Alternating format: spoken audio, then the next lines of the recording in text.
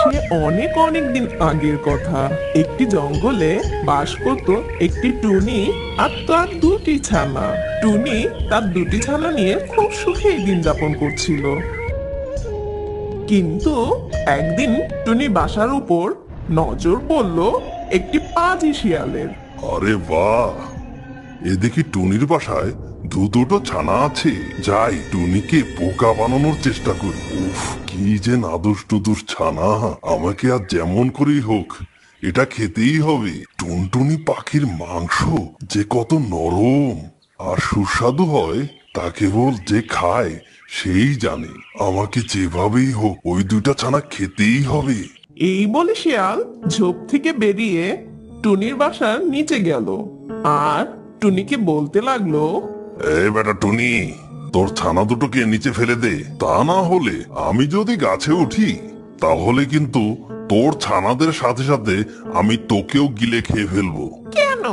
তুমি কি বানর নাকি সাপ যে গাছে উঠবে? তুমি তো একটা শিয়াল, তুমি কিভাবে গাছে উঠবে? আমাকে তুমি বোকা পেয়েছো নাকি যে তোমার ভয়ে আমার ছানা দুটোকে নিচে ফেলে দিব? তোমার যদি ক্ষমতা থাকে তাহলে তুমি উপরে এসো, উপরে এসে আমার ছানা দুটো খেয়ে যাও। এখনো সময় আছে, তোকে ভালোই ভালোই বলছি। এখনই তোর ছানাদের নিচে ফেল, তা না হলে সত্যি সত্যি আমি কিন্তু তোর বাসার উপর উঠে যাব। তখন কিন্তু আমি তোর ছানাদের সাথে সাথে তোকেও খেয়ে ফেলবো। বললাম তো, যদি তুমি পারো তাহলে আমার বাসায় চলে এসো। তুমি গাছের উপরে এসে কেমন করে আমার ছানা খাও আমি তাই দেখবো। না না, ভেবেছিলাম টুনিকে বোকা বানিয়ে ওর কচি ছানাদের খাবো, কিন্তু দেখছি বেটা অনেক চালাক। টুনির গাছটা দেখছি অনেক চিকন। এই গাছটা যদি আমি ঝাঁকাতে শুরু করি তাহলে তো বাচ্চাগুলো উপর থেকে নিচেই পড়বে, আর আমি তখন ওই বাচ্চাগুলোকে খেতে পারবো। এই বলে পাজি শিয়ালটি টুনির গাছ ঝাঁকাতে শুরু করে।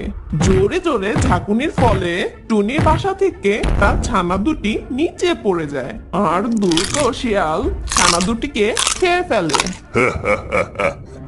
দেখলি তো টুনি, তোর ছানাদের কিন্তু আমি খেয়েই ফেললাম, শুধু মাঝখান থেকে তুই বেঁচে গেলি। আমি যদি সত্যি সত্যি গাছে উঠতে পারতাম তাহলে কিন্তু আমি তোকেও গিলে খেতাম। আমি এখন যাই, তোকে বাঁচিয়ে রেখে লাভই হয়েছে। তুই আবারও ডিম দিবি আর আমি আবারও তোর বাচ্চা খাবো। তুমি খুবই বাজে একটা শিয়াল। আমার ছোট্ট ছোট্ট নিষ্পাপী বাচ্চাদের খেয়ে তোমার কি লাভ হলো? তোমার তো পেটও ভরলো না, তাহলে কেন তুমি আমার ছানা দুটো খেলে? আরে বলো, তুই কি বুঝবি? তোর ছানাগুলোকে খেয়ে আমি যে কি মজা পেয়েছি তা তো বলে বোঝানো যাবে না। এরকম মজাদার খাবার আমি আমার জীবনেও খাইনি। তবে তুই টেনশন করিস না, এর পরের বারও কিন্তু আমি তোর ছানাদের খাবো। এখন এক কাজ কর, তাড়াতাড়ি ডিম পার আর সেই ডিম থেকে একটু মোটা কাটা বাচ্চা তৈরি কর। এই কথা বলেই শিয়াল সেখান থেকে চলে গেল আর টুনি মন খারাপ করে বাসাতেই বসে থাকলো আর কান্না করতে লাগলো। এই ঘটনা ঘটার বেশ কিছুদিন হয়ে গেছে। একদিন শিয়াল তার বাসায় বসে ঝিমাচ্ছিল। হঠাৎ শিয়ালের টুনির কথা মনে পড়লো। আরে টুনির ছানাদের খেলাম তো তা অনেকদিন হয়ে গেল, এর মধ্যে মনে হয় টুনি আবার ডিম পেড়েছে আর ডিমগুলো ফুটে বোধহয় বাচ্চাও বের হয়েছে। যাই একবার টুনির বাসায় একটু উকি মেরে দেখে আসি, আমাকে দেখে হয়তো বাচ্চাগুলো লুকিয়ে ফেলতে পারে, তখন তো আবার কপালে কিছুই জুটবে না। এই বলে শিয়াল রওনা দিল টুনির বাসার উদ্দেশ্যে। এদিকে টুনি আরো দুটি ছানা ফুটিয়েছে। আগের মতনই টুনি তার ছানা দুটোকে পাহারা দিচ্ছিল। দুষ্ট শিয়াল ঝোপের আড়াল থেকে দেখতে লাগলো টুনির বাসায় আগের মতন নাদুস নুদুস দুটো ছানা আছে, দেখতে ভারী মিষ্টি। আরে ওই তো টুনির দুটো ছানা। না না না, খুব একটা দেরি করা যাবে না, টুনির কাছে যাই এবং গিয়ে ওর ছানা দুটো চাই। ভালোই ভালোই যদি দিয়ে দেয় তাহলে আমি ওকে কিছুই বলবো না, আর যদি না দেয় তাহলে সেই আগের মতো গাছ ঝাঁকুনি দিতে শুরু করব। তাহলে একা একাই ছানাগুলো নিচে পড়ে যাবে। এই বলে শিয়াল ঝোপের আড়াল থেকে বেরিয়ে আসে, আবার টুনির বাসার নিচে গেল আর টুনিকে ভয় দেখিয়ে বলতে লাগলো। কিরে টুনি, আবার দেখি তুই দুটো ছানা ফুটিয়েছিস। আমি বলেছিলাম না আমি আবার আসবো। দেখ আমি ঠিক চলে এসেছি। নে আর দেরি করিস না, ভালোই ভালোই তোর ছানাগুলো মাটিতে ফেল, আমার পেটটা চোচো করছে। আমি তোমার কাছে হাত জোর করে মিনতি করছি, তুমি আমার ছানাগুলোকে খেও না। আমার ছানা দুটো নির্দোষ আর নিষ্পাপী। তোমাকে কি ক্ষতি করেছে ও? তুমি ওদেরকে খেও না। কমসে কম এই ছানা দুটোকে ছেড়ে দাও তুমি। দেখ টুনি, এখনো কিন্তু সময় আছে। আমি তোকে ভালোই ভালোই বলছি, ছানাগুলোকে এক্ষুনি নিচে ফেল। আর কাকতি মিনতি করে তোর কোনো লাভ হবে না। আমি তোর ছানাগুলোকে খাবোই খাবো। ভালো এটাই হবে যে তুই তোর ছানাগুলোকে ভালোই ভালোই নিচে ফেল। আমি তোমার কাছে হাত জোর করে ভিক্ষা চাচ্ছি, তুমি আমার ছানা দুটোকে ছেড়ে দাও ভাই। আমার ছোট্ট নিষ্পাপী দুটি বাচ্চা, ওদেরকে বাঁচার সুযোগ দাও এবার। ও, বুঝতে পেরেছি। সোজা কথায় আর কাজ হবে না, আঙ্গুলটা এবার বাঁকাতেই হবে। আবারও গাছ ঝাঁকাতে শুরু করি তাহলে, তাহলেই তো ছানাগুলো মাটিতে লুটিয়ে পড়বে। এই বলেই শিয়াল টুনির গাছটি ঝাঁকানো শুরু করে। জোরে জোরে ঝাঁকুনির ফলে বাসা থেকে তার দুটি ছানা আবার নিচে পড়ে যায়। আর দ্রুত শিয়াল ছানা দুটিকে খেয়ে ফেলে। তারপর শিয়াল তার আস্তানায় ফিরে গেল। টুনি সেটা দেখে মন খারাপ করে বাসায় বসে কান্না শুরু করলো। পরের দিন সকালে টুনির বান্ধবী কাক চলে এলো। কি হয়েছে ছোট্ট টুনি পাখি, তুমি কান্না করছো কেন? আর তোমার ছানা দুটো কোথায়? আর বলো না কাক বোন, একটি পাজি শিয়াল আমার ছানা দুটোকে খেয়ে ফেলেছে। এর আগেও একবার আমার ছানা দুটো খেয়ে ফেলেছে, আর আমি কিছুই করতে পারছি না। শিয়াল কিভাবে তোমার বাচ্চা দুটো খেয়েছে? শিয়াল তো গাছে উঠতে পারে না, তাহলে সে তোমার ছানা দুটোকে কিভাবে খেলো?